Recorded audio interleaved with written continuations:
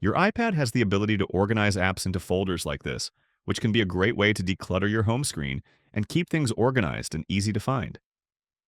To create a new folder for your apps, press and hold any app and then drag and move it on top of another app. Hold it steady for a second, and a new folder will be created for those two apps. On top of your screen, you'll have a text field where you can enter a custom name for this folder, or keep whatever suggested name your iPad comes up with. To add more apps inside your folder, tap your screen outside the folder to go back to the home screen, and then drag and drop more apps inside your folder.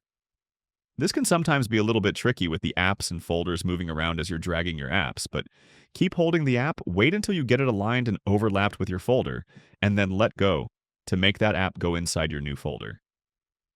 Once you're done, tap an empty space on your screen to leave the editing mode. To move apps outside of folders, you simply go in the folder and then pull apps out of it.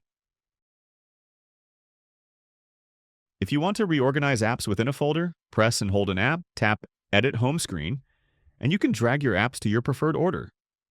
Keep in mind these folders can have multiple pages in them, so if your folder contains a lot of apps, you can organize them on multiple pages. And that's how you organize apps into folders on an iPad. Hope this helps. Leave a comment if you have any questions, and make sure to subscribe to get more easy and quick iPad guides like this straight into your YouTube feed. Thanks all, I'll see you in the next one.